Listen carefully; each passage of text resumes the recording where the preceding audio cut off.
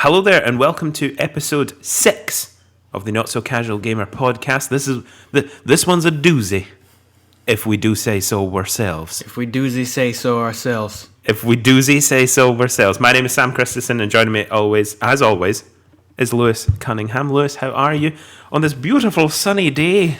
It's much too nice a day to be doing a podcast, but that's okay. I know. We should day outdoor podcasts. Just I'm sure that would be very annoying on the ears. Just sirens and probably still football-y people kicking about, you know.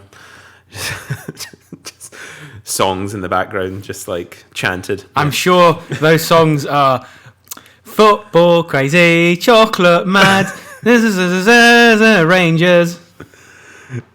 That's how it goes. That's the only one. That's the only song, famously. Pollen count's high. I've got my left nostril do be running, so I will tactically mute. Don't know, whatever. If I ever need to blow my nose, so you shouldn't hear such disgusting. But see now people know that you're doing it, so they're going to be imagining it. They're going to be imagining. Well, they don't know when I'm going to mute. Hopefully, I'm going to hopefully do a good every job time you're not talking. Yeah, every single time there's a break, I'm just off to the side like. That's how it goes. That's it. Just right. That's it. So that's all you have to imagine is whenever I'm not talking, I'm violently blowing my nose. I don't think it will be the case. I did a big one before we started. So that's good. Anyway, enough of the preamble.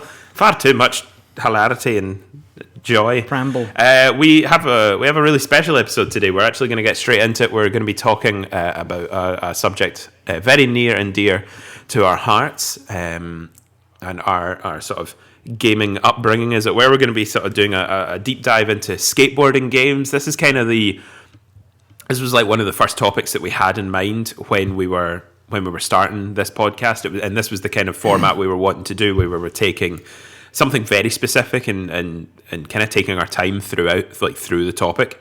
We've sort of been getting used to the idea of podcasting and what we need to be doing in the episode, just with some slightly easier topics to talk about over the past few episodes. So this is the first time we've kind of sat and sort of broken down things subject by subject and have specific things to say about specific one specific genre, you could say. Yeah, we had to get a bit more serious. You know, it's we're gonna be rustling through the weeds of the skateboarding genre, as it were.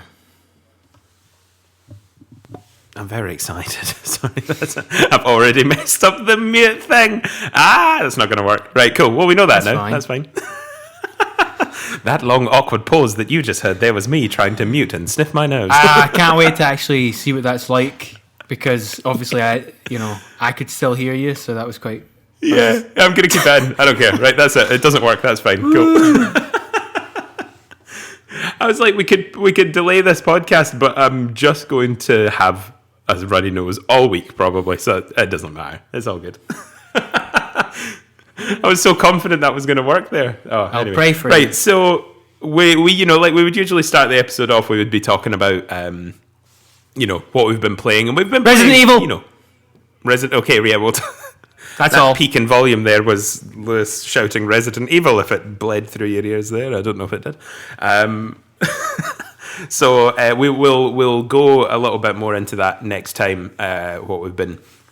What we've been playing, but we do want to just get straight into it, because we were sort of planning out the episode, and there was a lot to say, so we didn't want to waste too much time. He says, as we've spoke for 4 minutes about me sniffing my nose. Okay, let's just jump right in. Jump right in. Hey guys, jump right in, guys. Smash like and jump in. Gotta keep up those cliche parody things. Of course. Well, so we kind of wanted to start at the beginning, as it were, and kind of go into skateboarding games. We had a section in our notes here that was called, the history, and we realized that we were pretty much going to just like in one sentence skim by the sort of early trappings of skateboarding games just from lack of experience and just pretty much jump straight onto the obvious culprit. But, if we were, talking about what skateboarding games were in the past, you're really talking about very limited arcadey experiences, maybe just like there was one specific that I can't even remember the name of it, but it was the arcade cabinet in, like, with the physical board and the handles and stuff like that. That was kind of the real extent of what we were getting. I believe Thrasher Skate and Destroy, that came out first, didn't it? I could be wrong. Round about the same time. Well, I mean, I think it's what we were sort of saying was that, the reason that we wanted to do an ode to skateboarding games and kind of have an evergreen sort of celebration episode of it, not obviously because it has been such a big impact on our lives for various reasons, but just because I think it's easy to forget how important it is in terms of how it was actually turned into a gaming genre itself, which actually is kind of an interesting thing when you think about it, because it stands apart from other sports games or extreme sports games because it had such massive crossover mainstream appeal, and really that was started from, of course, the Tony Hawk games.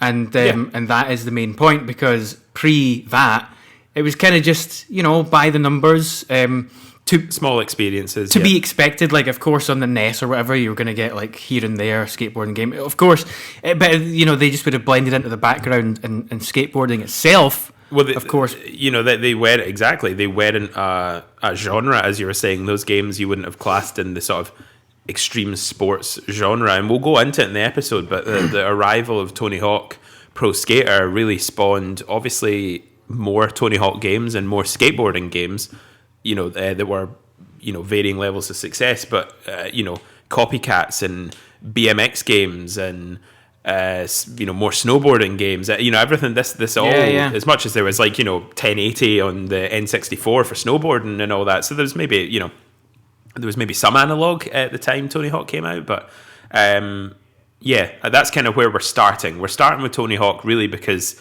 that's where this genre started, really. Of course, like we said, there's examples before, but at the end of the day, I mean, no one was really, the in quotes, no one was playing skateboarding games really until. But it's true. I mean, it truly went from like 0 to infinity with Pro Skater, and it's important to realize as well that it really is quite a rise and fall story as well, which is why it's actually quite interesting to document and follow the kind of history of it. A rise and fall and rise again. A resurgence, one might say. So we, our history. That's our history. There's really no games before Tony Hawk worth talking about. There's none. Not worth talking about. No. But there's because of Tony Hawk, we've actually got so many, that come after it that are worth talking about. That's the big thing.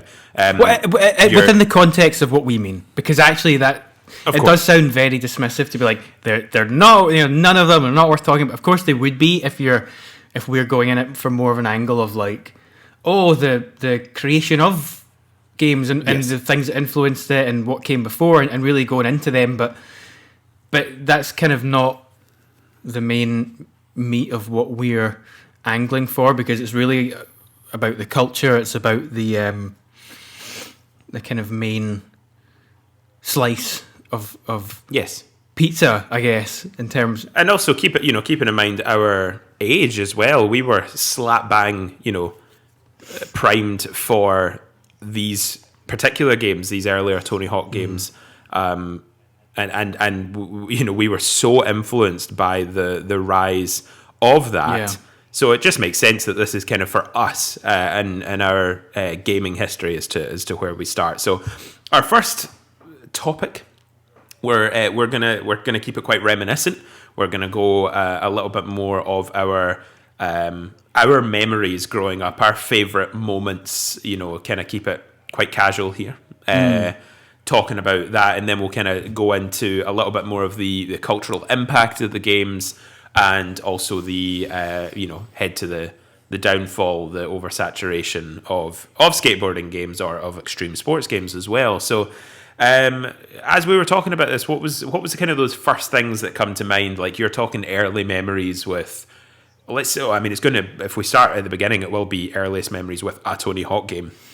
What was it that kind of, if you're saying Tony Hawk game, what comes to mind first for you? Well, I mean, there's various ways you can look at it, because as some people may know, based on our podcast thus far, my number 2 game of all time is Underground 1, Tony Hawk's Underground 1. But that's just like a personal nostalgic bias, because I know that out of all of the ones that have happened, it's not usually regarded as like top of the mountain, but it is for some people, and for one reason. Sure. And I think, that's the whole point of this section here, is that we're gonna talk about some sort of funny moments, and it can be from anything really, which is good. But I think one of the important things is that from the cultural side of things, that's why a lot of people have their own favourite one for one reason. Maybe it's this. Usually it comes out of the soundtrack a lot of the time, which is such a big side of it, which I'm sure we'll get into. And certainly for me, Thug was just for what it was doing at the time, and I think I probably explained as well the Kiss thing as well. That kind of set me off. Yeah. But in terms of like my earliest memory, I actually think probably it coincided with going over to a friend's house, and actually it was probably Pro Skater 1 and 2, and probably, I don't know if it was the Thrasher game, or maybe there was another one at the time, but just like it was there. It was the person had it, but it was kind of there just to be laughed at and be like, this is no good compared to Tony Hawk, let's just put that on again. But that's probably my earliest memory. I probably didn't, my first own personal one that I would have got for myself and enjoyed was 3, I think. Mm-hmm. I think. So long, like we're talking 20 years, over 20 years ago now. So. Oh, that's scary. That's scary when you say that. I don't like it. Don't say that anymore. I know, right? My earliest memory would be with Tony Hawk Pro Skater 2. For some reason, for those first 4 games, I only played the even numbers, as a kid. But you know what it's like. They came out every year, and we just got you a Tony Hawk game kind of thing. We have Tony Hawk at home. We have Tony Hawk at home. Turns out that's Thrasher or whatever. Thrasher's getting destroyed. Yeah. What a slight on a child. Thrasher's getting destroyed. Mega fans will rattle us in the comments, but. It was Tony Hawk Pro Skater 2, PS1. My parents bought. So when was this then? What is your earliest? Ooh, when would this be? I mean, this is early. This will be 2000, maybe not as early as 1999. We had. I think Pro Skater 2 was 2000, right? The year 2000. It was 2000, yeah, because Pro Skater 1 was. Yeah, so it was definitely 2000. Right. Okay. Because we had a PS1. And it was for all of us. My brother had an N64 and would just never let us play it. So we are, as older brothers do. We're getting into Tony Hawk at pretty much at the exact same time for the exact same reasons, like many others, and it was destined to be. Oh, destined to be, absolutely. So Tony Hawk Pro Skater 2, and I mean, my earliest memories with that are, I mean, some of your more iconic bits and pieces were the School 2, that moment where you jump over the I shouldn't forget this, but the I forget the name of the gap, but just like where you drop down, was it just like Leap of Faith? That's the gap name, isn't it? I totally could be wrong. The big stair set. The big stairs, the big drop, and it says big drop. I mean, they don't say that anymore, but I think it's because they couldn't render in the draw distance to the floor, so they were like, "It's a big drop, guys." It's like you're gonna be dropping if you held for a X, moment. it wouldn't kill you or whatever. Well, and it's and then you subsequently find out that that's, oh my goodness, that's a real place that somebody skates. You think it's just this like fake map, and to an extent, they are, but there's a sort of a mixture of real skate spots, and especially in these earlier games. And what I didn't realize actually until fairly recently, that was based off of a video that Jamie Thomas put out just before, where he did the gap. Oh, but he never landed the gap, but it was still really famous. He jumped down and just like decked it and fell off and never landed it. So there wasn't footage at the time of him landing this trick, but it was still so famous. And now if someone doesn't land something, I mean, kind of obviously it just doesn't count. I think that's quite an interesting thing about skate culture. But at the time, that it was even just the act of dropping down this leap of faith, this massive gap. So not that I was aware of that at 4 years old, but I subsequently find that interesting. So I remember that was a strong memory, that specific level. And also Hangar, obviously, like skating over the helicopter and finding out that it's a secret area. Like, it's just like mind blowing at the time. Yeah, finding little secrets like that. I mean, that just the little secrets, which is just such a big thing. And then also just being able to unlock Spider-Man at the end, because obviously Neversoft worked on the Spider-Man games. So that was obviously a big thing. And then my first one that was, truly mine was Tony Hawk Pro Skater 4 on the Gamecube. And I played that so much. Well, that was the first one that I think when it was coming out, the sort of lead up to it, that was my first one that I was really kind of hyper aware of, like, oh my god, that's coming, I need to get that. And then obviously getting it pretty soon, because I think by the time I got 3, it was already a platinum branded PS2 game. So. And I think Pro Skater 4 was just more accessible to me. I mean, when would I have had that? It was probably about 2002 when it came out, maybe 2003 by the time I got a GameCube. In fact, actually, I'll know. It was 2003. I do remember that because it was my 7th birthday. Yes, it was. Yes. If I go back to my parents, they'll be like, Sam, all of that stuff you said was just wrong there. The PlayStation 1 was not yours. We didn't have it. It didn't exist. Anyway, no, so it was, that roundabout then, got a GameCube, got Tony Hawk Pro Skater 4. So it was a little bit after it had come out. But again, stupid kid. I don't know when things you don't know out. what's going I just on. think it's the newest one. But I remember finding it way more accessible because the classic mode was taken away. Do you know what I mean? Like, it was mission structure. That was the big thing about that one. Bit more freedom. And I remember being like, oh, the old version's absolutely rubbish kind of thing. Do you know what I mean? Like, just because... How archaic 1 year ago when it was like that. Yeah. God. I know. So, I think there was a very specific memory, not to harken on... We could talk about just our memories on these games for like the whole podcast, but we all move on as much as we can. We'll try. But one of my main memories from 4 was obviously the video clips. Oh yes, that you unlocked for every skater, and watching Rodney Mullen's clip over and over, like many teenagers or young boys and gals our age at the time were, he's a wizard, how does he do that with his board and all that? So just mystical stuff. And he still is. Do you know what I mean? Like, that's still mind-blowing to this day. But I remember my wee granny was down to look after us, and I remember saying to her, Granny, you need to come and see this video, come and see this. And I put on the Rodney Mullen video for my wee granny from Aberdeen kind of thing, and it was just that typical, that thing we always say, oh that's nice. That's nice. And then just like walked away, like just just not appreciate it. Thinking like, I'm so cultured, I'm showing my family members some California man. I wonder if Rodney Mullen's flatland expertise kept your gran up at night that night. Like, just thinking about how it can be done. How did he do that primo slide? I've always wanted to do a front side Derek slide. Derek slide. on a waxed curb. A curb. Oh man. That's brilliant. I love it. Okay, I've spoken a lot there.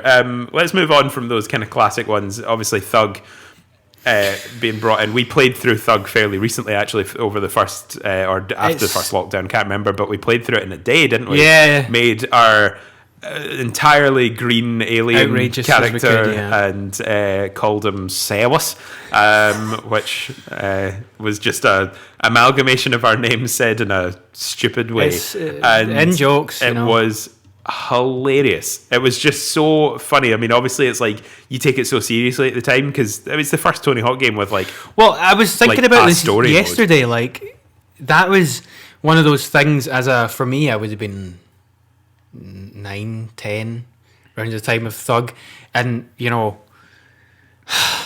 that was like my sort of gateway drug into. At the time, it felt gritty and grown up, you know, as a game to me. I was like, oh, you know, this is what it's all about. But, you know, when you go back, it's like so ridiculous. And you do the missions where it's like the quite now sort of almost like racist Japanese McDonald's worker with the what is it, the machete? No. Yeah. And, oh my God. The big knife. But, you know, it's just really silly and a lot of fun to go back to and laugh at. Oh, for sure. Eric, you lying sack of... I can recite every line, probably, just about. Looks like that thing's held together by duct tape. Let's go skate. Let's go skate. If you know, you know, as we like to and say. if you don't, you play it. But the thing is, like, you know, maybe it's the nostalgia talking, but I think that they refined the control scheme of these games so well. I mean, I don't even think it is nostalgic because I feel that playing Tony Hawk Pro Skater 1+2 that came out last year is... to me, it feels just the same. Well, that's essentially when they got to smoother. Thug was kind of the.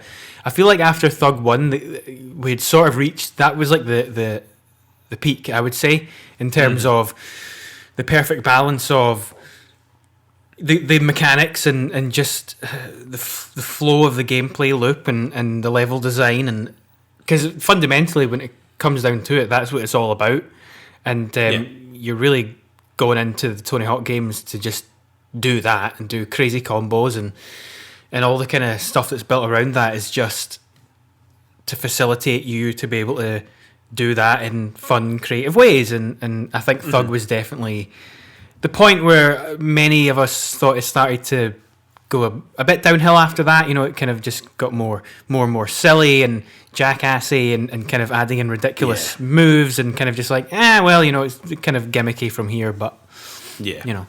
I think, it's one of those ones where, because Tony Hawk Pro Skater 4 kind of played around with sort of surreal level design. You know, you were in a zoo, you were in, you know... Well, it was tonally even quite different from Thug because it was totally surrealist. Like, you know, because, I mean, Pro Skater 1 and 2 were really just, like, based off of, you know, actual skate parks, very traditional...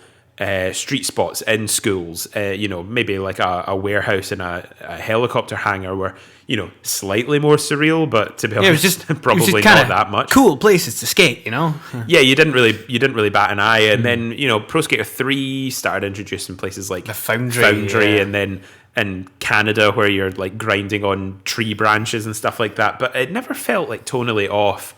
And then, you know, Tony Hawk Pro Skater 4 kind of jumped in that a little bit more, and then it really sort of took a sort of left turn into slightly more, we'll call it realism, not in terms of gameplay, but just like locations and level design. It is the streets of New Jersey, it is Manhattan. It's well, it was sort of like an actual skate park, you know. Yeah, it was, and they kind of turned it into a linear sort of gritty skateboarding story, kinda. Until you do a McTwist on the way over, you know, like over just a really helicopter. But. Really strange games, really, when you think about them. Oh yeah, but 2 was like, Tony Hawk Underground 2 was such a like noticeable shift. I felt like that was the one where I noticed, okay, this game is Viva La Bam. This game is Jackass now because Bam was so huge at the time. Yeah. that, you know, obviously they're going to piggyback off that. I mean, they were kind of, I think that was the only way to kind of put a little bit of new life into the, you know, into the games. And yeah, I still really enjoyed it. Like, I didn't really, totally. You know, I still think it's great. I think I'd probably find it the sort of hardest to go back and play through from any of the games up to that point, but not to the point where I never would. Do you know what I mean? But just like, you know, I quite liked going to a mission marker and accepting the mission. But obviously in Thug 2, it was about just kind of doing like a checklist, and sort of ticking it all off. Just a checklist of crazy stunts, you know. Which was, you know, trying to revolutionise it a little bit more. I get what they were going for. Followed on very closely by American Wasteland, which went back to the mission markers, but then kind of quote unquote innovated in its own ways from there. That one's another one that kind of stands out as just like funny voice acting and I mean, by that point it stuff. It was kind of just like by the numbers Tony Hawk game. It was almost like what you expected at that point, and still it was fun enough to play and enjoyable. But you could tell they were starting to run out of ideas, because obviously they were intent on releasing it every year. So before we go any further, is this the point where we talk about like the sort of cultural explosion of it all? Because this is obviously, to be honest, we're coming out of that period where it was at the absolute peak of mainstream. Let's do it. So I don't know whether we can come back to we need to we'll talk about other obvious games that will come up in conversation. But yeah, I mean, through this, you know, boom, that's what. How many games? That's Tony Hawk Pro Skater 1, 2, 3, 4, Underground 1, Underground 2, 7, American Wasteland. 7 games. Project 8's the 8th one. That's definitely where you see that kind of people had definitely generation. Lost interest by that point. Cool. So let's say that kind of 7-year gap. We've kind of touched on a lot of, or some bits of it already, but the cultural impact that this had, not only on ourselves, but just, you know, culture in, you know, America, but worldwide, was just unbelievable. Do you know what I mean? Like you know, music, and we've got it down. We'll talk more about it, but music and fashion. But we were watching. I would recommend it. It's a good watch. The Pretending I'm a Superman documentary. It came out last year. It's like an hour long, and it just kind of, you know, goes into the sort of impact that the games had on that. And there was a moment in there that they said statistically, you know, there was a period of time around about the sort of pro skater days that, you know, more people were buying skateboards, more kids were buying skateboards than like signing up for Little League baseball. Do you know what I mean? Like, so they were saying that it was just more popular than America's pastime, baseball being that. So, you know, and there's a danger element. There's there's more scope for injury. You know, maybe baseball sliding about and running and getting hit by a ball at blazing fast speeds and stuff. Yeah, maybe there's an element to that, but you know, this was an extreme sport. Do you know what I mean? Like, that's it's in its own category of sport. So, you know, the fact that was the case.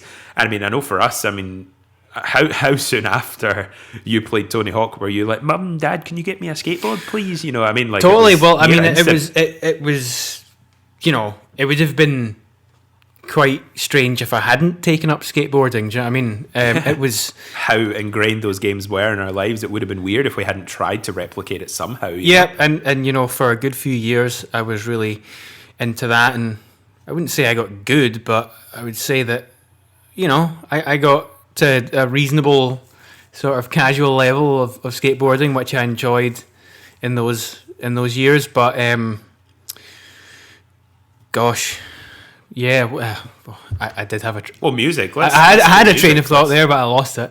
That's fine. Let's just jump to music. Like, you know, obviously music is such a big part with, you know, Tony Hawk games. And to be honest, I would say was a focal point for a lot of the games that were spawned from that. You know, any of the games that we're going to be talking about soon. I believe because of the impact and importance that Tony Hawk games put on their soundtrack, I think that made everyone, you know, so that is kick it up a notch as well. Totally. So I think that was obviously a big influence in big video part. games, you know, for this genre, this extreme sports genre.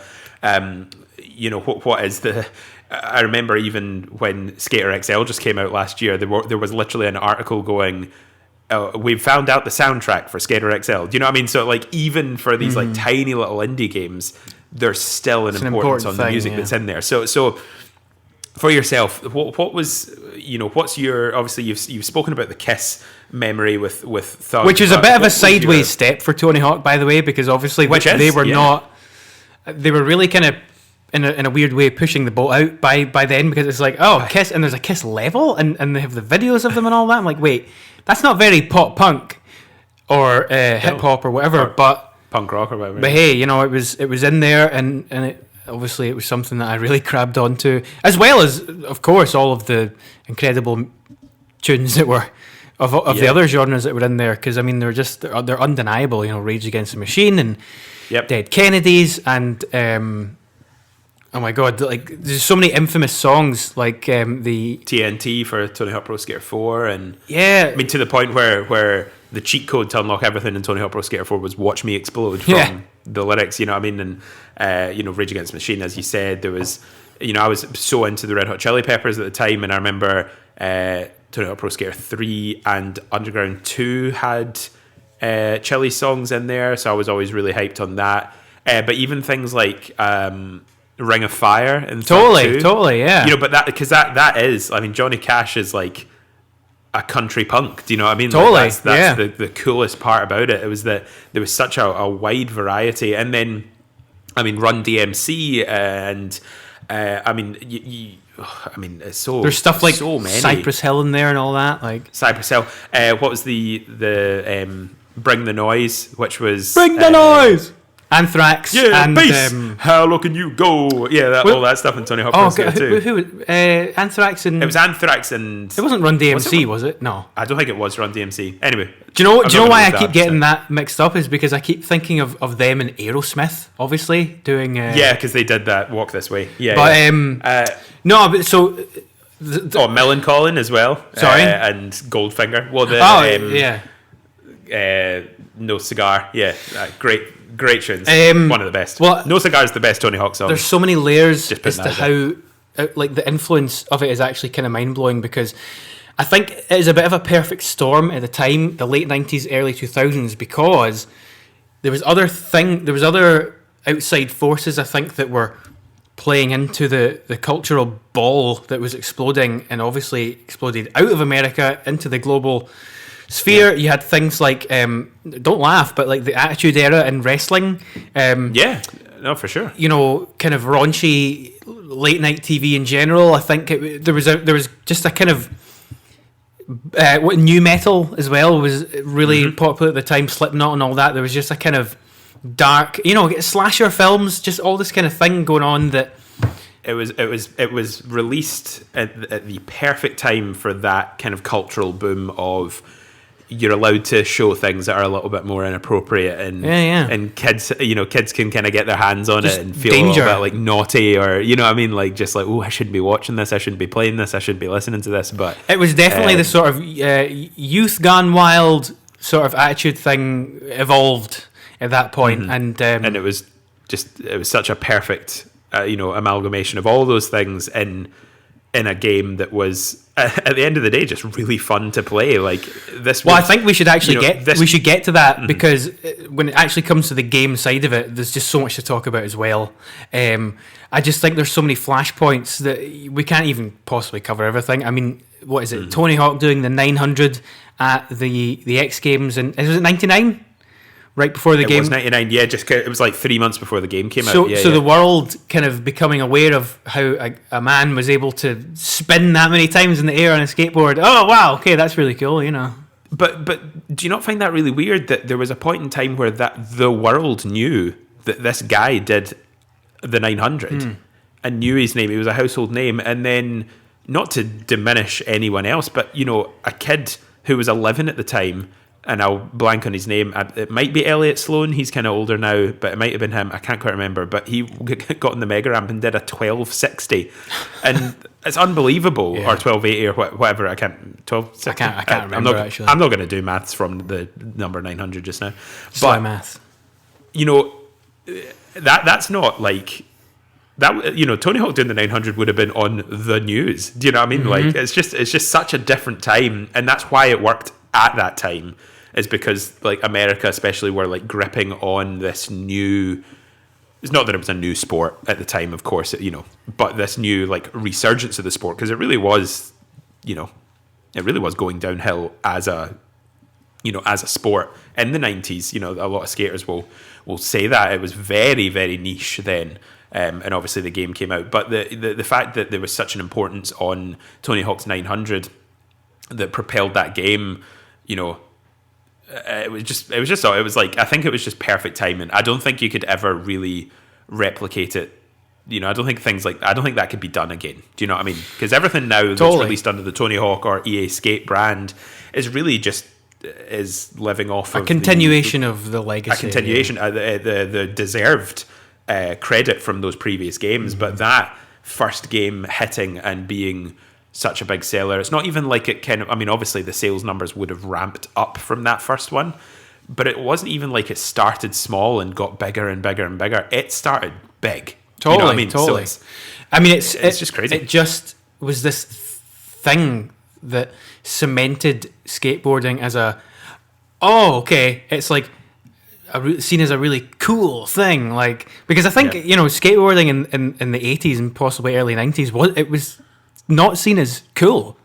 No, they like talk about it in the when you look back at the documentaries or whatever, they're sort of saying, we were chased and beat up for liking skateboarding because it was lame, because it was like slalom skateboarding and what was it called, freestyling, yeah, which was Rodney Mullen's thing, by the way. His bag, yeah. But which he then just turned into act like proper skateboarding tricks and stuff. But it's like, the short shorts and the tucked in t-shirts and the elbow pads and stuff. It was dorky, which is hilarious to think that this culture that influences so much. And even today, like skateboarding clothing always throughout its sort of the way it's changed. It's because it's its own genre of clothing as well. Like, but non-skaters will buy these absolutely items of clothing. Like the fact is that, like, even recently, I'll do this as a personal example. I don't care to admit it. Like the skateboarders like clung to Dickies work trousers because they kept splitting through jeans to the point where Dickies have like a fashion line.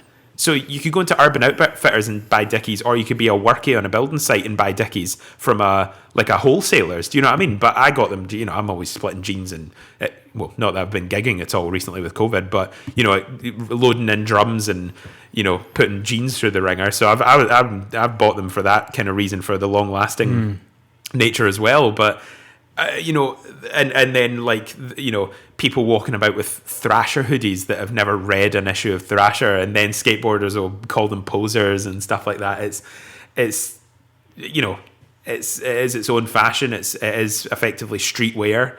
Streetwear is skatewear. Do you know what I mean? Like these brands that are huge, but it's always been the fashion. Do you know what I mean? Like in the 90s, where everyone was like wearing the baggiest jeans they could possibly find. Yeah.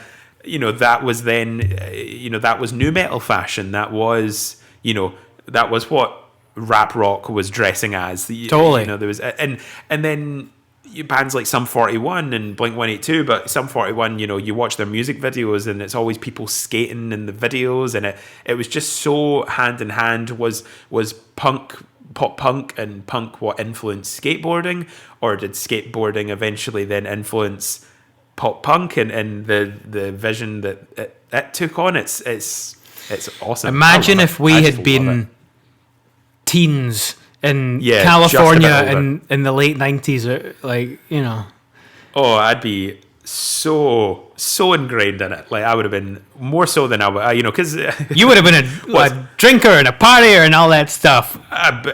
Who knows if I'd even still be here if I really did get into that there because of my sobriety.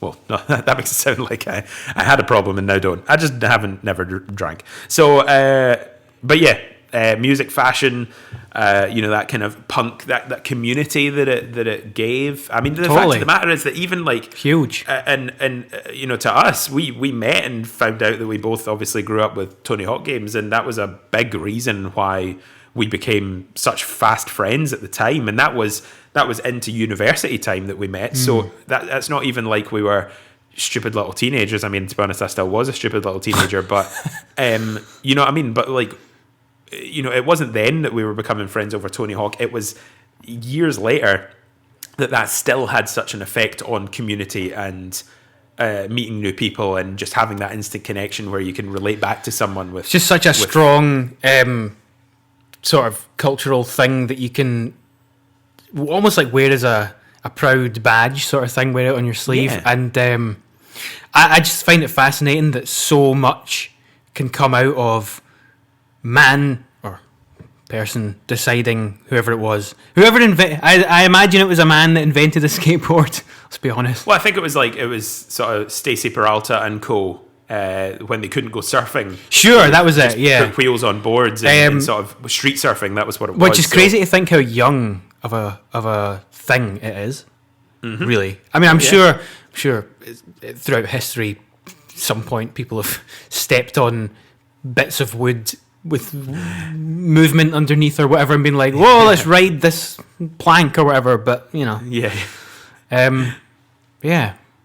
Well, I think another thing to talk about is the inverse of this. Obviously, that's the impact that Tony Hawk had on pop culture. But what about gaming culture? I mean, we were talking about this in our planning. Tony Hawk Pro Skater 2 is like, if you go into Metacritic and go highest rated games of all time, it is like number 2 on there. It's behind Ocarina of Time, Legend of Zelda, and then 64. Totally. To this day, I think you're surrounded by like GTA 4, and there's a couple other sort of notable names in there. I don't think it'll ever be. Who maybe don't. Well, for those who don't know, really, is Metacritic is more of an amalgamation of all official reviewers' scores. So it's not just like, Metacritic have rated it 9.8 out of 10. It is that is its average that it sits at, to the point where a skateboarding game is pretty much the highest rated game of all time, next to some of the biggest names. Yeah, I mean, that is the other huge side of all this, is from a complete crossover gaming perspective. Pro Skater 1 and then obviously particularly 2, like you just described, you could have had zero interest in skateboarding even after all of that went down, but just from a pure gameplay perspective at the time, it was such a kind of, it just made perfect sense in the hands, Yep. Mm-hmm. The balancing of the movement and the physics, and it was fairly easy to grasp how to do tricks and kind of string that all together and get high scores and find all the secrets. And I just think somehow I don't know how they did it, managed to like stumble on this perfect formula at the time. No, and I think there's a call for and non-skaters will also play your more realistic games that we're going to go and talk about, your skates and all that, but it couldn't have happened in the opposite order. Do you know what I mean? Like, so obviously it didn't, because Thrasher Skate and Destroy was out. That was a quote-unquote more realistic approach to skateboarding. It was developed by Rockstar, actually, but it was more realistic. It was not accessible. But those kids that were able to jump onto Tony Hawk, that had never skateboarded, that didn't know anything about skateboarding, were able to grasp this fairly simple to play game, hard to master. That's the important point as well. That's the important point. There was a learning curve to it, which was great. But for example, if you took, like, say it was the opposite way around, and you get the quality of EA Skate out first, it would have hit in the same way. Whereas Skate only works because Tony Hawk came before it. I think that's probably a safe bet. Do you know what I mean? Like, the people that people learned what a kickflip was, what the movement of these tricks looked like. Not that they ever stepped foot on a board, but they knew what it looked like, to the point where then that kind of sense of realism was able to be exploited and go, right, these our players have a sort of base knowledge of skateboarding, whether they know it or not. They've got a knowledge of skateboarding now. It was a very natural progression, I would say. Yeah. And I think I said this point to you the other day, which I find interesting to think about in retrospect, is I think actually it's kind of surprising that Tony Hawk didn't try and go in that direction sooner anyway. Yeah. You know, they definitely doubled down on the kind of yearly release, you know, just keep pumping out these kind of the Tony Hawk vein, you know, don't, if it's not broke, don't fix it kind of thing. And then by the time they got to 2007's Proving Ground, that's when, you know, the genre was really shaken up by EA's Skate. Well, that kind of takes us on to the downfall of skateboarding games. You know, you've kind of sort of spoken about it there. There was an oversaturation of games. There was an annual release. Skate still came out at a time where it was hot. Do you know what I mean? It still did. It was ready to go, and that I would say that was kind of the beginning of the overall. Maybe it was a little bit past the Tony Hawk downfall. You know, as we spoke about, it was on the decline. But the skateboarding as a cultural phenomenon in 2007 was still huge, and I think EA Skate really kind of kept that going for another couple of years. It gave it all of the life that it needed at the time. Yeah, it was like, oh, what? Yeah, for sure. Finally, a breath of fresh air in terms of gameplay and being for all intents and purposes at the time, a skateboarding simulator, which everybody there was such an appetite for it. It was like, this has to be possible, and they did it. They pretty much nailed it at the time. You know, what was your earliest memories of Skate? Well, of course, it's one of my brightest shining memories, because I had got my Xbox 360 round about then. You know, what was it? It must have been. Oh my God, it's so hazy now. I guess it was 2007, right? Sometime around then, Christmas 2006 or something. But it took me months and months to get around to the idea of trying to connect to Xbox Live. And being 12 or whatever, 13, had no idea how to actually do it at the time. It was still fairly primitive, internet connectivity and all that, particularly in my household, and that meant connecting it with a wired connection, so you had to like move the console through near it and the TV, and it was like parents couldn't help me. They didn't have a clue. So I was like, I had some friends over and we was like, let's try and figure this out, you know, this cool thing, because I heard that there's like demos and stuff that you can download. I wonder if there's because I heard about the Skate game, you know, I was like really excited for it, like, wow, I hope that turns out the way I think it does. And eventually at midnight or whatever, we got through, and it was like, oh my God, there's a Skate demo. I can't believe it. Greatest day of my life. Is it free? Oh my God, right? Started to download it. We don't have money or cards. You know, just not basically assuming that this wouldn't work or whatever. Yeah. And I think I fell asleep, you know, and then my friends came rushing through and were like, it's done, it's downloaded, the Skate demo is here. Like, oh my God, let's go play. And this was still before it came out. And what a moment. What a moment, yeah. Because when I first played that demo, it was like everything right away. I could tell, like, oh my goodness, this is exactly what I've been dreaming of the last 5 years. You know, it was really special. The demo gave you the community center park, didn't it? It was just like that first, you know, skate park that you get, which is still to this day just one of the best spots to skate in any of those games. Yeah. It's just so good. They've got everything in there that you would really need to have fun. You could probably just get away with that demo and have hours of fun there. I mean, we did. We absolutely did, yeah. My first experience was also with the demo, and I've said this story before. The demo came up, would you like to learn the controls, do the tutorial? And I was like, nah, it's just Tony Hawk, mate. It's just the same as Tony Hawk. Dumb kid. Yeah. And I like couldn't ollie, and I'm like, what's going on? What's going on? And I'm like holding X and releasing it and pressing square, and I mean, just like it was totally all over the place. Dear. This game's, I don't like this. This is rubbish. I don't like this. And then I think I've said it on the podcast before. My friend down the street had a copy and actually learned to play it, and I didn't have the console at the time, obviously, and fell in love with it. So as much as there was a gaming drought, on that Xbox 360 PS3 generation, there was still one game that I had many hours in, and it was Skate 1. Never played Skate 2 or 3, and I'm kind of skipping forward a little bit myself. We can go back, but when I started going out with Kerry, and that was 9 years ago, which is crazy. For some reason, they had the Skate 3 demo on their PlayStation. What are the chances? What are the chances? And the Skate 3 demo was I think it was just the training area in and the Chan Center, and you got 20 minutes. Mm-hmm. That was it. So it was like the training bit. So I remember just like playing the demo for 20 minutes and then like cancelling it and then starting it back up again and doing it again and stuff. And then I got my PS3 and I got 1, 2, and 3. And that was all I played for like 6 months, was just those games, one after the other.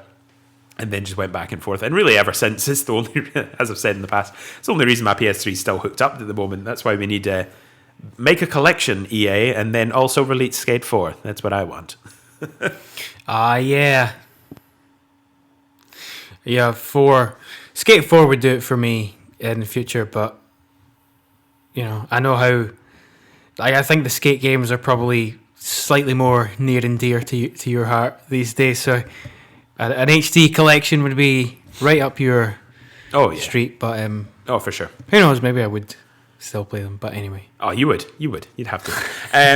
So obviously, skate was such a big competition. Let's talk about that downfall of. The downfall of skateboarding games kind of goes hand in hand with just like the overall downfall of like Tony Hawk games. Obviously, that's where we've kept like a lot of our conversation just now. But and with that then comes the oversaturation and skate going away and all that. But there was really two options for Tony Hawk at that point in time, is to try and make almost a clone of EA Skate, or go in the opposite direction. And I think to their overall mistake, they went in the opposite direction. The Wii was big, the Guitar Hero was big, and so they went with plastic toy peripheral with Tony Hawk Ride and Shred, and a new developer, Robomodo, came in. And if you're in any way, shape or form ingrained in the Tony Hawk community, that's a taboo word, is Robomodo, as developers, Gives you nightmares, really. It gives you nightmares. And, Ride and Shred came out. I mean, they talk about it in this documentary, the Pretending I'm a Superman. Would recommend watching it if you're interested. They talk about how, it just, the thing wasn't ready, it didn't respond well. It was, and what they sold, like, I can't remember the numbers, but it was ridiculous. But he said that Shred was the game they wanted to make originally, and that still even baffles me. I was like, that was still the game you wanted to make originally, and I think that sold like 13,000 copies worldwide, which is 13 or 30. I can't remember. Absolutely, like awful. That's atrocious. That for a Tony Hawk game specifically, but any game is atrocious. I actually see it even in like the world of just media and like, you will scarcely find a fall from grace as cataclysmic as that. When we mentioned Pro Skater 2 sold many millions of copies and was just like a worldwide cultural, just, oh my goodness, like you wouldn't even believe, to then go, oh wow, like 10 years later, yep, mm-hmm. It's now selling 13,000 copies, and nobody even knows that it's come out.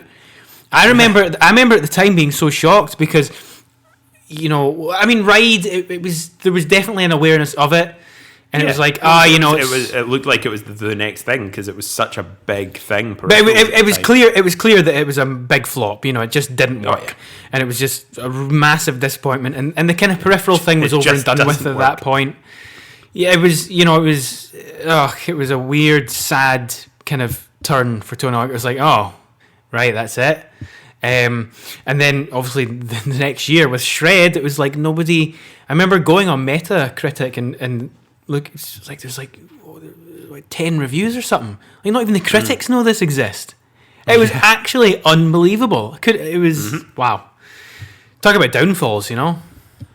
Well, you know, obviously that's the big downfall in the Tony Hawk games. There was, there was such an oversaturation in the market of copycats, and well, there were so many spin-offs as well. So many spin-offs, and like, you know, every game had a DS port. For a period of time, all the games had a GBA port, and even the Skate franchise by that point had between 2 and 3 was only a year. They'd started to do yearly, and you know, and they'd had the Wii game Skate It, spin-offs, and they had actually, much to our chagrin, you know, they had started to lean towards the sort of silly, Tony Hawk thing, you know, with the crazy big, huge bail mechanics and colourfulness, and I don't know.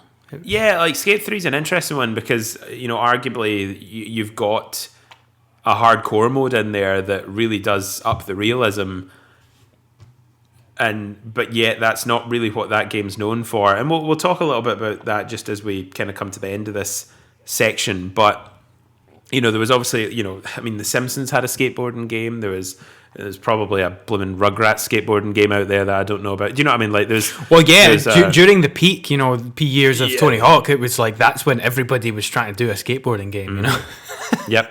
And then there was obviously your BMX games and stuff. So of course, that was our other point, was that actually Tony Hawk probably created the extreme sports genre thing for games, because like you say, there was Matt Hoffman's BMX, there was Dave Mira, he had a BMX game. Yeah, and Kelly Slater Pro Surfer. That's right. Shaun White did a couple of games, I believe. Shaun White skateboarding, that was PS3. Apparently that's actually not too bad. Probably too little too late. It was, I think, too little too late, that's the thing. 2010, I think. I just find it's just a shame because and you see it a lot with game series like Assassin's Creed, for example. They do it themselves. Game you know what I mean? Publishers are pretty dastardly. You know, they just rip the arse out of things, clearly, and that was none truer than skateboarding games. And I find it interesting because it did coincide quite in a timely manner with like the Guitar Hero and Music Rhythm thing. It was quite pretty much happening at the same time. Their rise and fall and just oversaturation and just crashed and burned. What's crazy that Activision obviously made the Guitar Hero games, but it's crazy that they didn't even really learn their lesson from Tony Hawk, because that rise and fall of music rhythm games, which I'd also like to do a topic on in the future, but because Neversoft took over Guitar Hero and they stopped doing Tony Hawk. Exactly, but that rise and fall was so much quicker. Do you know what I mean? It was a meteoric rise and then a meteoric immediate fall from grace.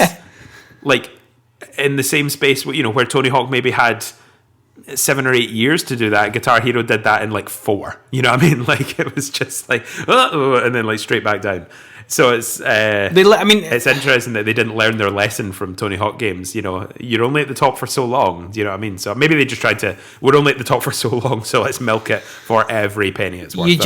You just wish that they had the foresight somehow at the time to be like, let's just take our time, space these out, keep the people waiting, and probably would have survived. I mean, yes, probably the popularity as a whole for skateboarding would have dropped still, but I think not to the extent if it hadn't been so swarmed. If these games continued to be cultural events, like there was a buzz about them coming out, you know, a couple of years had gone by, even 2 years, you know, just make you want more, make you wait for it. The problem is these games were so replayable that potentially weren't even ready for the next one by the time it came out, to a certain extent, you know, like you never, I mean, there's so many things that go into it, you know. There was this kind of, you know, obviously this, the nail in the coffin with the Tony Hawk games was obviously your Tony Hawk Pro Skater HD and Tony Hawk Pro Skater 5 in 2015. Ugh. Which was obviously a long time after the, you know, the real fall. Because when did HD Collection, when did that come out? That was... As in Pro Skater HD? Yeah. It was 2012, I believe, 2 years after Shred by Robomodo. Because clearly after Shred, they were like, oh, shit. Yeah, we do not have a clue what to do here. Like. No. So there's a period of time between 2012 to 2015 where there's no Tony Hawk games. It's a wasteland. Which I know actually contradicts what I was just saying, where they should have waited a long time. But when there's no hype around it to begin with, and they've not proven themselves as because good developers of the game. Skateboarding had been killed. It was dead. In the mainstream it was. In the mainstream, yeah. Very burgeoning skate culture. And to me, who was very much not involved in skate culture, but interested in skate culture, I never felt that it ever went away. But I know, you know, looking back, you know, in the public eye, it definitely did. Okay, but I guess if you're talking about it from the game genre perspective, it was... the game genre perspective, that's a totally different thing. But even the idea of just skateboarding, because obviously, as we said at the beginning, you know, it boosted skateboarding, the sport, to such a cultural significance as well. But you know, during this time, you're still getting some quality skateboarding games. It's not all doom and gloom. There is. You know, Ollie Ollie. That's really the only one I could think. Well, of I mean, off the top of my head. I suppose the small silver lining there was that it possibly gave rise gave a little bit more room to the potential for little indie games like Ollie Ollie to have a bit of a spotlight and be like, well, yeah. Now that there's a downtime with the main, because I think everyone knew it was going to come back at some point. Of course, it was. Like skateboarding is too, like, everlasting of a thing. Like it's not something that can really go away, you know, because it's such a ubiquitous kind of human thing to do. Skateboarding, like, yes, it's evolved since it, you know, the actual style of skateboard itself has evolved, but yeah, it's always going to be something that people enjoy, and it's just a great thing that was invented, and it was going to come back, but there was definitely a wasteland time from, you know, an American wasteland time. Well, I guess maybe you could try that, but well, I mean, you talk for those who don't really know the Tony Hawk Pro Skater 5 story. You know, that was 2015. Mm-hmm. When did had we moved up to Glasgow by that point? Well, yeah, because it must have, was it not coming out while we were on September? It was while we were on the tour, wasn't it? Yeah, just as we went. Yeah, so it was round about then. So we were like both excited for it when it was announced. Like we had hopes. You know, maybe not like, oh my goodness, I'm gonna get this day one. You know, we were still precautious. We were cautious. The closer it got to release, I think it became apparent that it was. Oh yeah. No. The closer it got to release, we were very much not looking forward to it. But when it was first announced, there was like, oh, they're calling it Pro Skater 5. This is a sequel to Bold Pro move. Skater 4. Bold move. For those who don't know, the Tony Hawk Pro Skater, or the Tony Hawk contract with Activision, was up in September of 2015. And this game out, the end of, like, it was September 30th, 2015. I think this game came out like September 28th. So this was like, we need to just like kick another game out to just make some money off of this. Robomodo's last, like, pathetic dying wheeze. Well, they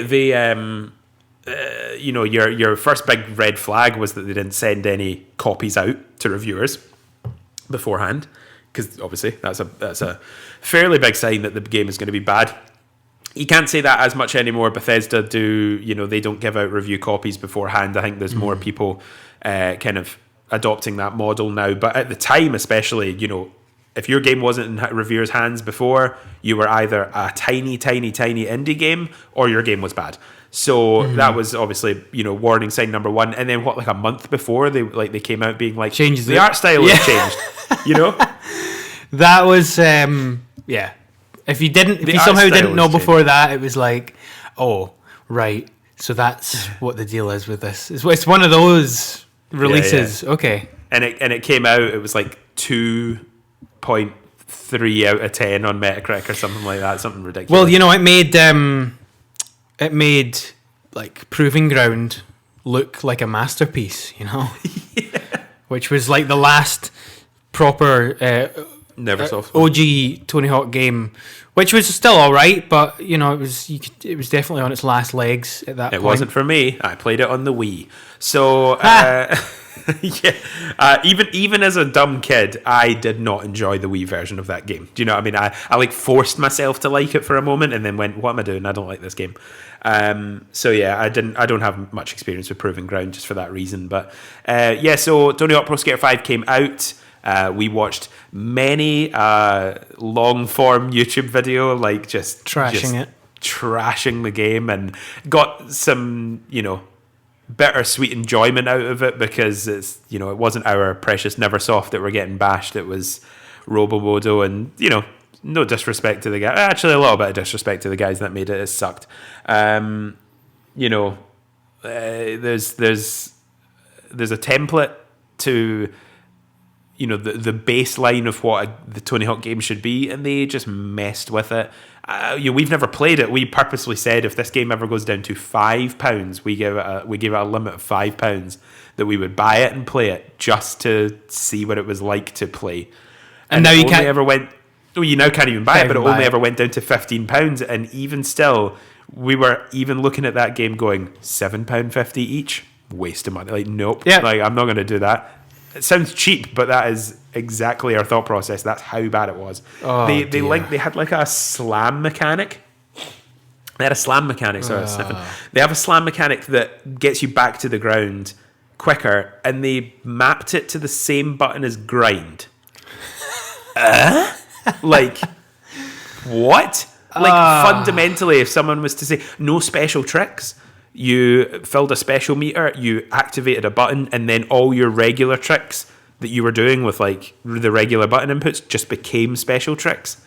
I mean, come on. These are like fundamental things that are not to be messed with. That's not innovation. That's just trying to do something different for the sake of it. I mean, that's just an absolute stupid idea. It was also just a barren, soulless looking husk of a game. It was like there's clearly no effort that's been put in, or I mean, I don't know. It's like totally bizarre that a company, Robomodo, would even bother. It's like you've only ever made yourselves look like completely like talentless. Like, yeah. It's probably I mean, it's not. We're not turning around saying that we could make a better game. We have no idea how to make a game, but it seems like they don't. In comparison to other game developers, that I don't think they did either. At their level, or the level at least they were being trusted with. They were being trusted with Tony Hawk. So, and it hadn't worked out in the previous 3 ventures for them. So, how's it going to work now? I actually think it's quite good how well Tony Hawk's come out of this, because of how embarrassing it all was. He's come out all right the other end, Yeah, I mean, well, that kind of let's start talking a little bit about there was obviously that wasteland period where really not. I mean, let's call it 2012 to 2012, maybe even 2010 if you want to go with Skate 3, to fairly recently, really in the past 2 or 3 years, there or thereabouts. There's we're seeing this resurgence, and there was just this interesting bit with like Skate 3, for example. I've got in my notes here that it started to make a resurgence on YouTube, probably around about the time of Pro Skater 5, 2015, 2016 maybe, where YouTubers were going in and playing. I think even it might have been like PewDiePie going back and playing, or someone like that. Someone like that, going back and playing Skate 3. And unfortunately for us, like playing it on easy mode, doing the most ridiculous things, like the most unreal, like effectively turning Skate 3 into a Tony Hawk game. Not even, because it was not. Well, it was his own thing still, but it was all about the bail thing, right? The Hall of Meat, like throwing yourself. Not really. It was, they call it trick lining. Oh, okay. And I never even like got involved with this, so I don't even know really. No, and I definitely looked at it from a surface level, as in the point where they were like doing backflips in and out of flat ground manuals and stuff, and using speed glitches to do like, the most unrealistic things. And because on easy mode you could land, as long as you landed in a ramp, or I think you could land on flat from any height and you would still land it, kind of thing. So it totally just wasn't Skate. Now, that was annoying to me at the time to see, because I wanted to see a resurgence of that game for the reasons I wanted to play it, for that more realism side of things. Yeah. But I can't, it has brought, a resurgence, so I can't, I can't sort of blame it too much. I should probably thank it. I'm slightly burping as I said that there. You should thank it for that. It's not maybe the reason why I wanted it back in the mainstream, or maybe not the mainstream, but the slight mainstream. Anyway, going forward, you go to EA's Instagram, you go into their socials. For 4 years, every single comment on their Instagram was Skate 4, Skate 4, Skate 4, Skate 4. All EA related things. Everything. It didn't need to be. It was Sims content. It was Apex Legends content. It was Madden content. It was everything. You know what I mean? Like, so there was this interesting like group of people that were like adamant that this was going to happen. There was when Trump was, this seems like a total left field thing, but when Trump came out with that Make America Great Again hat, the Berrics, which are a popular like skate park, is Eric Costin and Steve Berra, that's why it's the Berrics, came together and released Make EA Skate Again, and genius did merch, and which is great. So that's fantastic.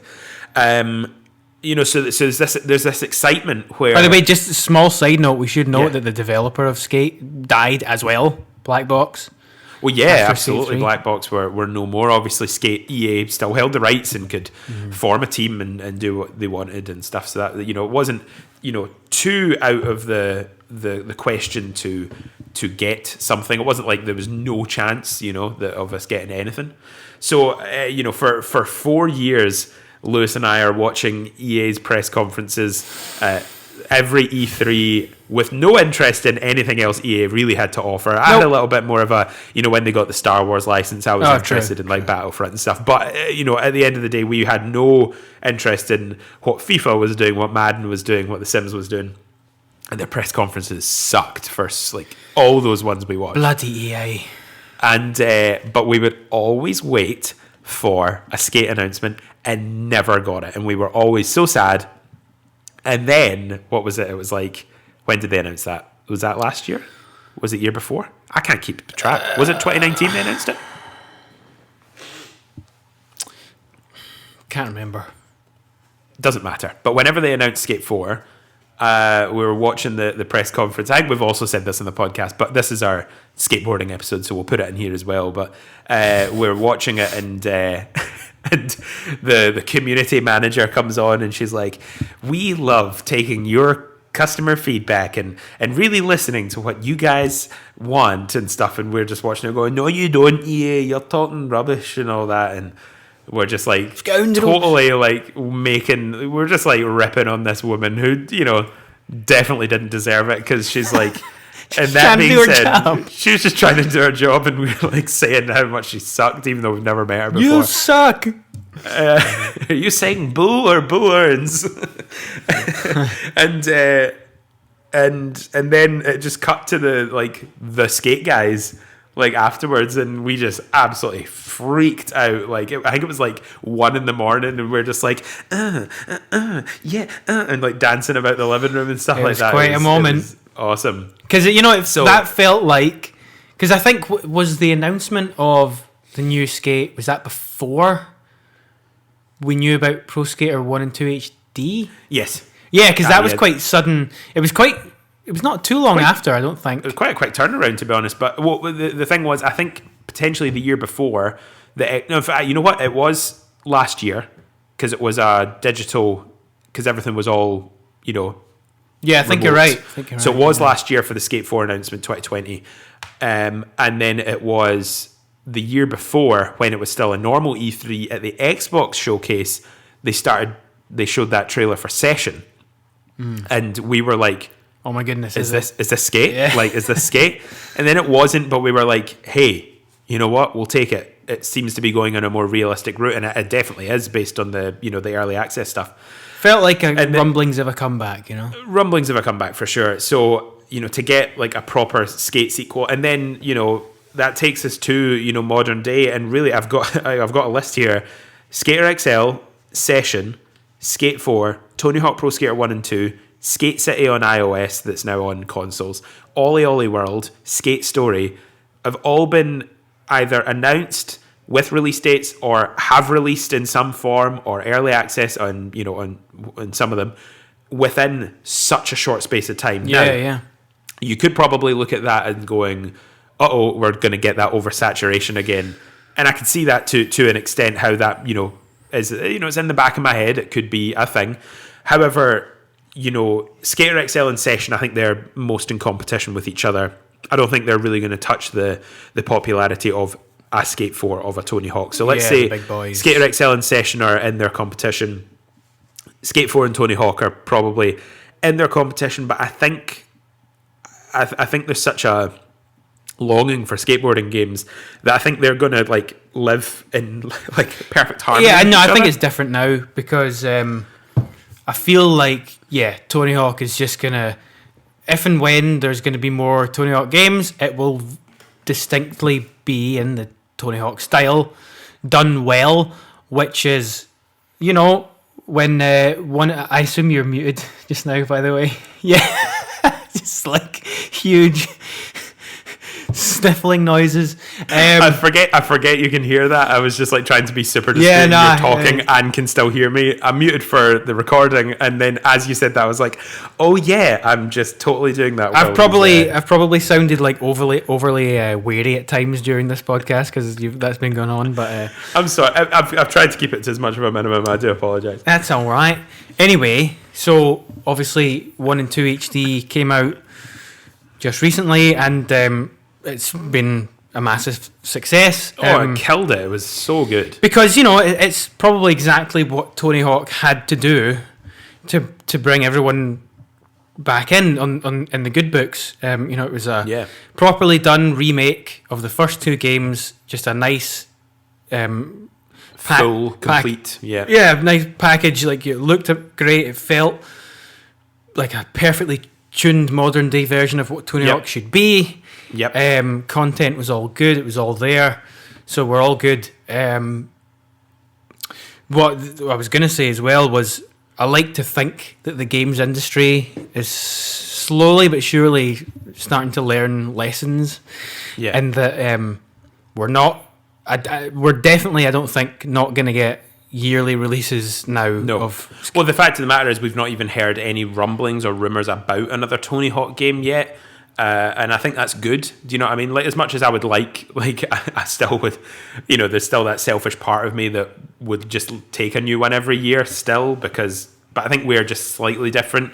And I think it would weigh on us, we'd get, it would still then, it would repeat the same problems. It would sort of feel like, here we go again. Here we go again. Still play them, But. Oh, of course. I mean, we would just, but I think the general consumer would not.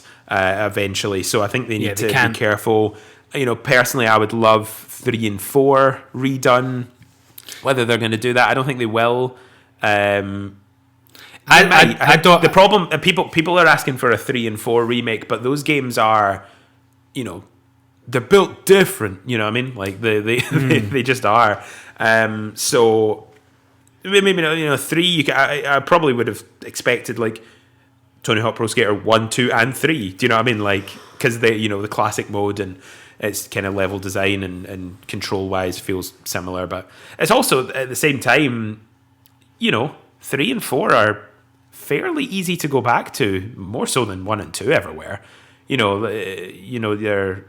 got manuals, you've got reverts. It feels very similar to the Tony Hawk game you're playing now, so that might be another reason as to why, like, of course it's not available on modern consoles. However, if you've still got your PS2 or Gamecube or whatever, you can still play those games. So I get it, well, to an that's the extent. thing. That, we obviously did our games that stand the test of time episode, and or was that the Lost one? No, that was our gaming regrets episode that no one will hear. Right. Okay. Well, in that case, since it is relevant, those are definitely ones that you can go back to and enjoy quite 100%. easily. For all their funny little animations and character models. But hey, that's what it's all about. Charm. Exactly. Part of the charm. Absolutely. And just because that original formula was so nailed in terms of perfect kind of balance of being downright fun to play, and actually I think at the time, going back to the OG Tony Hawk games, they probably were what was expected of realistic skateboarding games at the time. How much more realistic could you probably, in terms of it's all here, all the trick names and the culture and the realistic skate spots and things like that. I think that was kind of exactly what it needed to be at the time. Well, and for actual, for the analog of actual skateboarding alongside that, the some of the stuff you were able to do in Tony Hawk was just not done in skateboarding at the time. So when Skate came along, you're thinking, oh, right, this is a more realistic skateboarding game, which it is to an extent. To quite a big extent, of course. But the big thing is, the kids that grew up playing Tony Hawk obviously thought some of that was possible because they're doing it now. Do you know what I mean? They're not doing these crazy combos and wall riding and wallying up to roofs, but they're hitting massive gaps, and they're doing a 360 flip into crooked into backside flip out revert, whatever. It's getting crazy. Which was a combo move on Tony Hawk, and people are doing it on flat bars and on ledges, and it's unbelievable how skateboarding has evolved. And I think it's so hand in hand to, I think there would have been a natural evolution anyway. It would have been people curious to see how far they could push the sport. But so much of that, I mean, all these skaters that are about nowadays that are doing crazy things, they say, I played Tony Hawk and just thought that was what skaters did. Yeah. So I just learned how to do that. That's big influence, yeah, totally. And then you go back and watch these classic skate parts, from these early, videos that are, the foundation, and potentially some of them would not become pro nowadays. Mm-hmm. When you see the quality, I think there's obviously the roots of everything, that where it all comes from. But you could say that about anything, really. Do you know what I mean? Like, if Star Wars released looking exactly the same with the no special special effects, no CGI, obviously, if that released today, with no idea of Star Wars before, that wouldn't be the cultural phenomenon that it is. It just was right place, right time, and was massive quality. So it's the same with skateboarding, is that those skaters were pushing, they were at the limits at the time, and were able to influence the next generation. It's incredible. Well, I think that, kind of touching back on a point I made before, I think it speaks to how, bringing it back to the games, the genre was able to come back in a big way, because we've got this written here, is that, the art of skateboarding is like we said, it's not a gimmick. It's a very real, kinetic thing that connects people and communities in such great ways. Whereas the things like the music rhythm games with the fucking toy guitars, they were a gimmick at the time, and that's why they will never come back, I don't think. Like they're done. That's a point in time. People look back and laugh. Like, I can't believe we did this. Can't believe we sat in our living rooms with, well, like you and I, with actual instruments in the other room, and we're sitting playing plastic instruments. But it was great fun. Don't get me wrong, they had their place, and maybe music rhythm games will evolve in some other way that we're not even thinking about. But then, to be honest, you would kind of almost say, well, why would you not just pick up the real musical instruments and things? Music rhythm games, obviously, but rhythm games, that don't involve any peripherals, there's still room for those to expand. I don't think it needs to be like, by the way, rock and roll thing. I know what some people will be thinking based on what I just said there, like, well, why don't you just pick up the real skateboard and go and do that? Why do you need the games? And it's like, well, no. Sure. Okay, no, because skateboarding games is very different, because that lends itself much more to a kind of escapist kind of dreamer type of scenario here, where you can actually go and have a great time in these games, whereas the music games were just ostensibly ostensibly, I can never say that word, just you playing through a bunch of music tracks, like in rhythm to what the music is, and it's kind of just music, and it's not the same. It's not the same.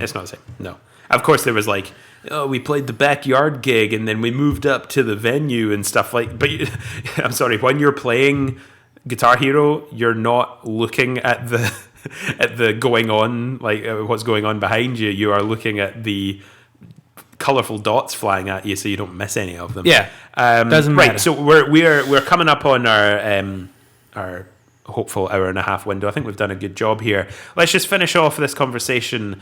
We can always come back to talk about things in the future if we ever feel the need to, when these games start to release and that we're waiting on seeing.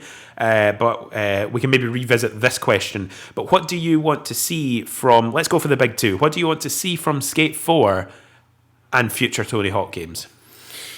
Yeah, so I mean, obviously it's the pertinent thing to think about, and with Skate 4, I kind of hope that they lean more towards the realism side of it.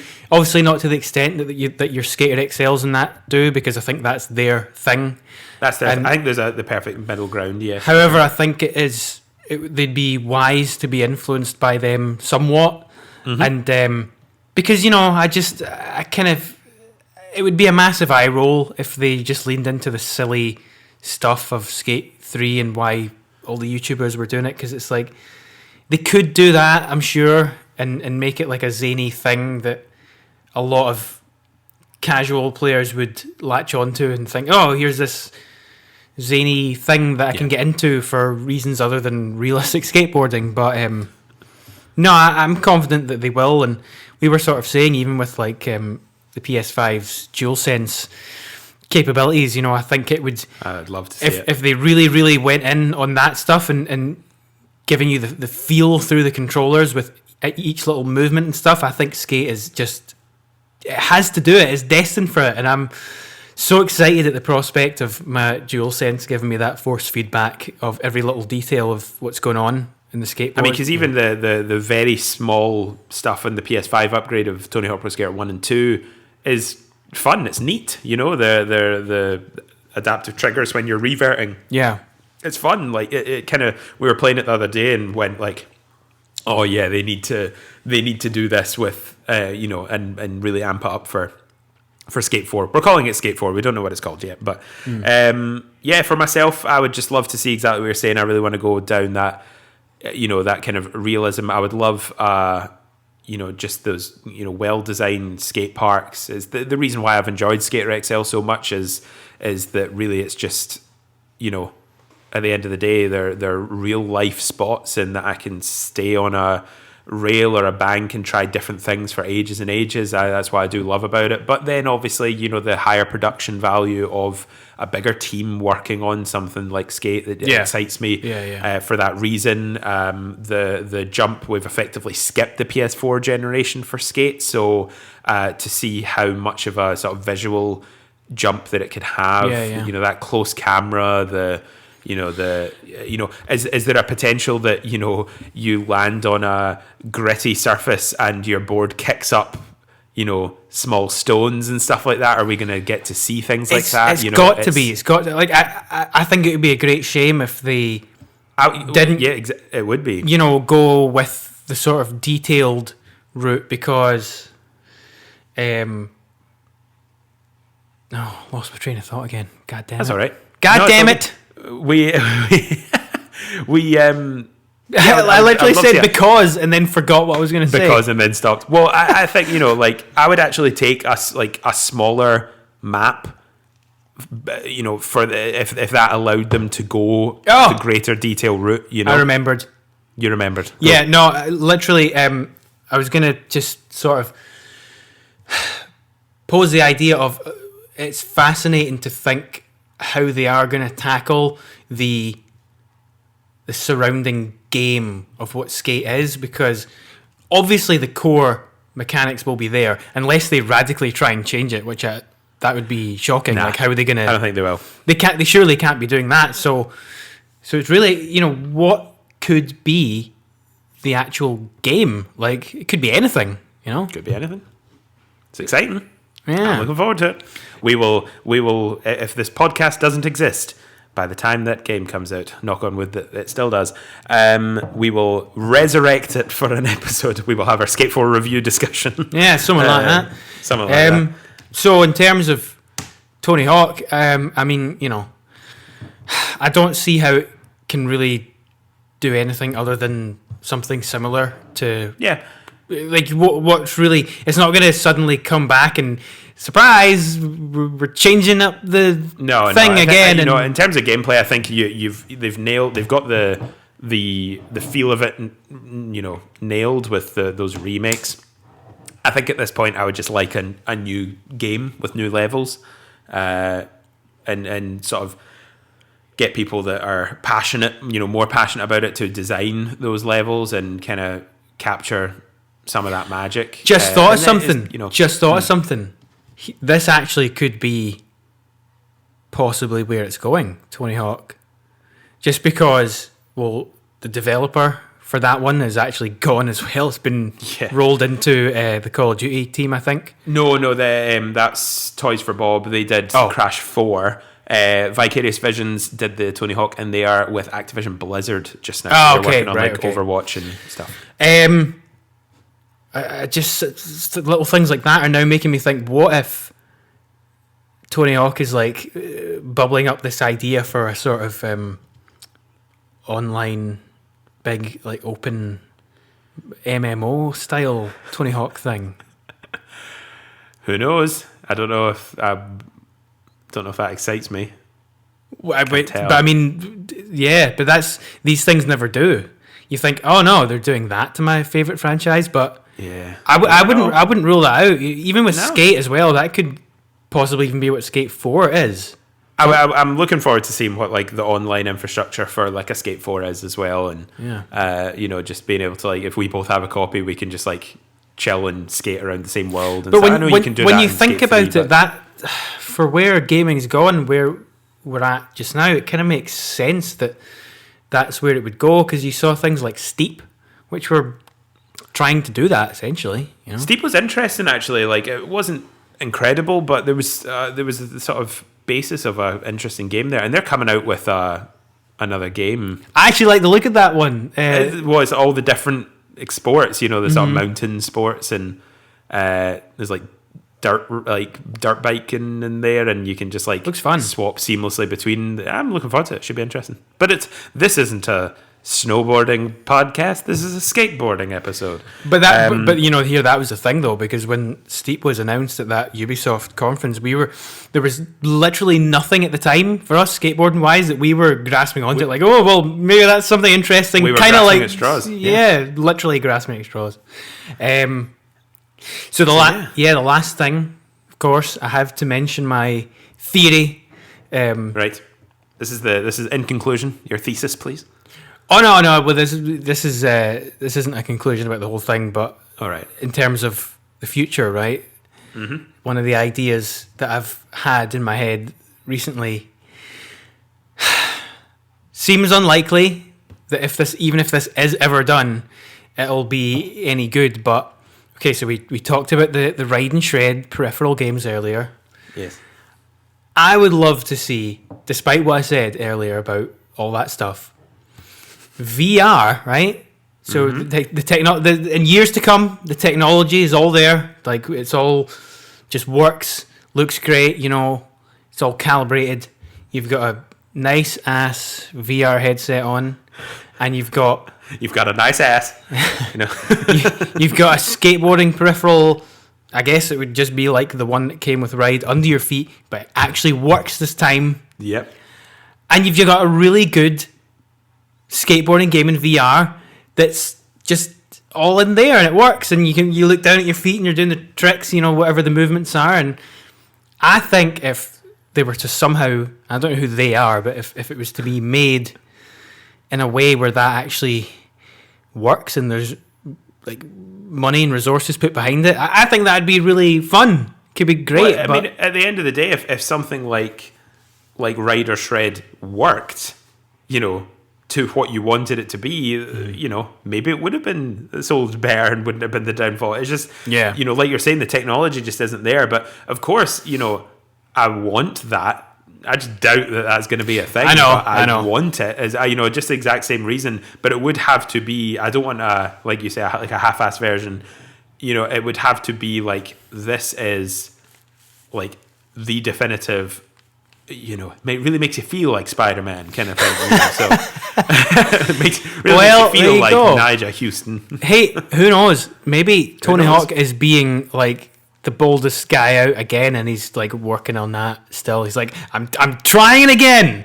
I'm trying it again, and it's gonna work this time. Yep. No, that is an interesting thing for the future. Well, I think that's that we should call it there, because I think that was an extreme deep dive into skateboarding games. Now, of course, we could probably have still been at this time going through every game and going, oh, do you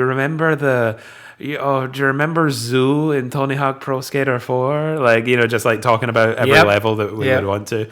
And maybe someday we will do just that, but just to annoy you all, just to annoy you, just for our own posterity. But we'll call that there just now on our skateboarding episode.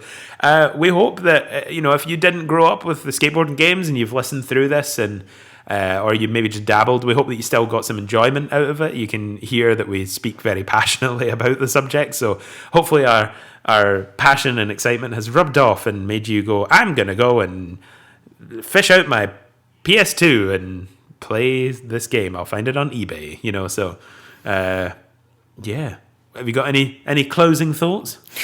Only that I think it's clear to see that there really is such a kind of nuanced legacy of skateboarding games that it's such a chaotic, interesting story, I think, and quite unexpected when you actually lay it all out there, which is why, you know, we thought it deserved a podcast on its own, because when it comes to games, it can't really be ignored. And if you hadn't thought about it as deeply as you have now, well, you know, I think we've hopefully made some people realize just how important culturally the fusion was back in 1999. Yep, I mean that fusion, the influence it had on gaming and also pop culture, it just goes so hand in hand. So a video game podcast talking about skateboarding for an hour and a half is, you know, maybe wasn't what you thought was possible, but because it is such an influence in gaming as well, it's not just an influence in skateboarding culture and pop culture in general. I think that's why it just works, which is now our catchphrase of Not So Casual Games. It's been a roller coaster ride that just works. It just works. Anyway, we'll call that there. We do very much appreciate you for listening. If you have friends who, you know, haven't heard of us that would enjoy an episode about skateboarding, share this with them. I'm sure they would appreciate this if they're into it. So let them know. We'll get that done. So yes, I will say my closing words, and it'll be goodbye and bless you and all who sail in you and all that. What the hell am I supposed to say now? Thank you. Goodbye. Goodbye.